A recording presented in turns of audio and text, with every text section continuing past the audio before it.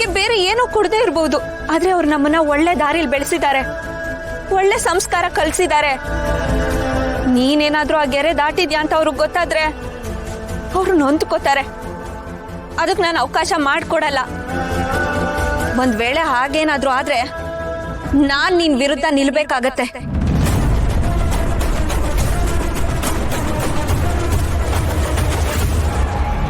ನೀನ್ ನನ್ನ ಎದುರಿಸ್ಬೇಕಾಗತ್ತೆ, ಅದು ನಿನಗೆ ಗೊತ್ತಿರ್ಲಿ. ಸರಿ, ಆ ರೀತಿ ಎಲ್ಲ ಏನೂ ಆಗಲ್ಲ, ನನ್ನಿಂದ ಯಾರಿಗೂ ತೊಂದರೆ ಆಗಲ್ಲ. ಆದ್ರೆ ನೀನ್ ನಂಗೊಂದು ಮಾತು ಕೊಡ್ಬೇಕು.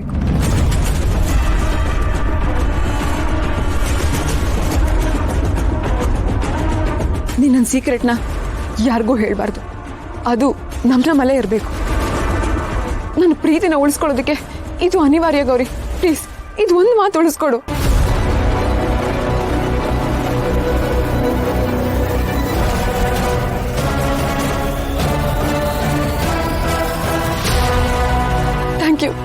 Thank you so much.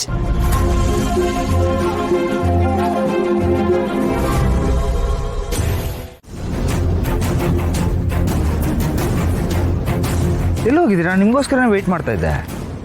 Sir, ನಿಮ್ಮ ಮನೆ ಟೆರೇಸ್ಗೆ ಹೋಗಿದ್ವಿ. ಟೆರೇಸ್ಗಾ? ಅಲ್ಲಿಗೆ ಯಾಕೆ? ಅದು ಸರ್, ನಿಮ್ಮ ಮನೆ ಟೆರೇಸ್ ತುಂಬಾನೇ ಚೆನ್ನಾಗಿದೆ, ಅಲ್ಲಿಂದ ನೀವು ತುಂಬಾ ಚೆನ್ನಾಗಿ ಕಾಣುತ್ತೆ ಅಂತ ನಿಮ್ಮ ಮನೆ ಕೆಲಸದವ್ರು ಹೇಳಿದ್ರು. ಹಾಗಾಗಿ ನೋಡ್ಕೊಂಬರೋಣ ಅಂತ ಹೋಗಿದ್ದೆ.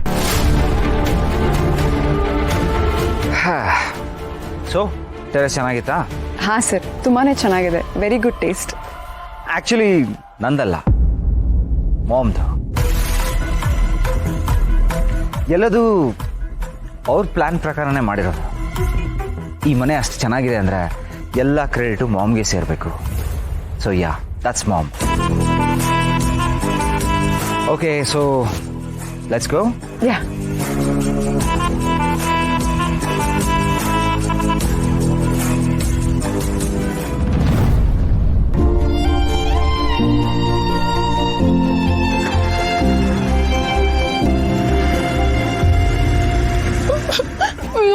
ನಾನು ನನ್ ಮುಂದೆನೆ ಅವ್ರ ಜೊತೆ ಹೆಂಗ್ ಹೋಗ್ತಾರೆ, ಹೆಂಗ ಆಗ್ಬೇಡ ನನ್ಗೆ. How bad, how sad. ಪಾಪ, ಇವಳು ಕಷ್ಟ ಯಾರಿಗೂ ಬರಬಾರ್ದು.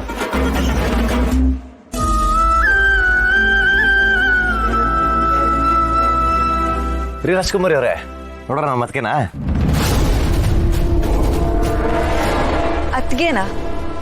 ಯಾರು, ಅಂಕಿತಾ ಅವ್ರ? ಹೇ, ಅವರಲ್ಲ. ಈಗ ತಾನೇ ನಮ್ಮ ಬಾಸ್ ಜೊತೆ ಈಗ ಕಾರಲ್ಲಿ ಹೋದ್ರಲ್ಲ, ಅವರೇ ನಮ್ಮ ಅತ್ತಿಗೆ.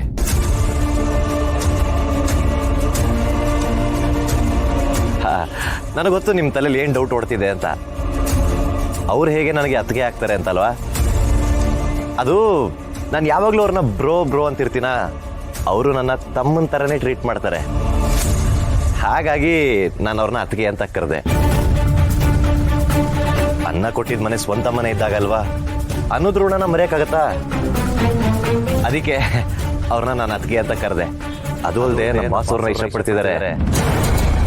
ಹಾಗಾಗಿ ಅಣ್ಣನ ಮದುವೆ ಆಗೋರು ಏನಾಗ್ತಾರೆ? ಅತ್ತಿಗೆ ಅಲ್ವಾ? ಅದಕ್ಕೆ ಅತ್ತಿಗೆ ಅಂದೆ. ನಾನು ಹೇಳೋ ವಿಷಯನ ಯಾರ ಹತ್ರನೂ ಹೇಳ್ಬೇಡಿ, ಅದರಲ್ಲೂ ಎಸ್ಪೆಷಲಿ ಪಾಪ ಅಂಕಿತ್ ಅವ್ರ ಹತ್ರ ಅಂತೂ ಹೇಳಲೇಬೇಡಿ. ಪಾಪ ಗೊತ್ತಾರೆ, ಮೂಲೆಯಲ್ಲಿ ಹೋಗಿ ಫೀಲ್ ಮಾಡ್ಕೊಂಡು ಗೊಳೋ ಅಂತ ಅಳ್ತಿರ್ತಾರೆ. ನಮ್ಮಲ್ಲೇ ಇರಲಿ, ಇದು ಟಾಪ್ ಸೀಕ್ರೆಟ್. ಓಕೆನಾ? ಪಾಪ, ಅಕ್ಕನ ಕಾರಣಕ್ಕೆ ಅಂಕಿತಾ ಅವ್ರಿಗೆ ಬೇಜಾರಾಗ್ತಿದೆ. ಆದ್ರೆ ಅಭಿ ಸರ್ ಕೂಡ ಅಕ್ಕನ ಇಷ್ಟಪಡ್ತಿದ್ದಾರೆ ಅಂದ್ರೆ ಯಾರ್ ತಾನೇ ಏನ್ ಮಾಡೋಕ್ಕಾಗುತ್ತೆ? ಆದ್ರೂ ಇವ್ರು ನೋಡ್ತಿದ್ರೆ ಅಯ್ಯೋ ಪಾಪ ಅನಿಸ್ತಿದೆ.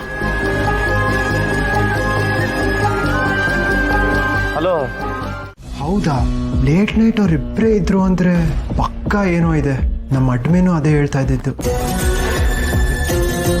Good morning sir. Good morning sir. Good morning. ಏನು ಎಲ್ಲ ನಿಂತ್ಕೊಂಡು ಏನೋ ತುಂಬ ಡೀಪಾಗಿ ಡಿಸ್ಕಸ್ ಮಾಡ್ತಾ ಇದ್ದೀರಾ? What's going on? ಏನಿಲ್ಲ ಸರ್, ಸುಮ್ಮನೆ casual talks. Okay Gautami, carry on.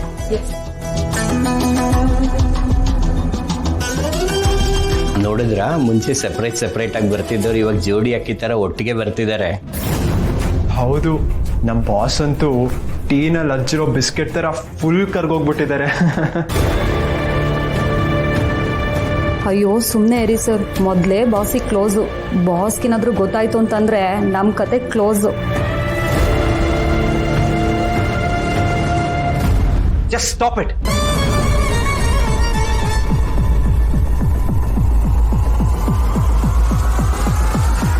ಅಯ್ಯೋ ನನ್ನ ಲವ್ ಮಾಡ್ತೀನಿ ಅಂತ ಹೇಳ್ತೀಯಾ? ಎಷ್ಟು ಧೈರ್ಯ ನಿಂಗೆ? ನಿನ್ನ ಲಟ್ಟಾಗೆ ಅಲ್ಲಿ. ನಾನು ಸುಮ್ಮನೆ ಜೋಕ್ ಮಾಡಿದೆ ಅಷ್ಟೇ. ಜೋಕಾ? ಹಾಗಾದ್ರೆ ಸರಿ ಡ್ರೈವರು. ಅಪ್ಪಿ ತಪ್ಪಿ ನೀನಿಂತ ತಪ್ಪು ಮಾಡ್ಬೇಡ.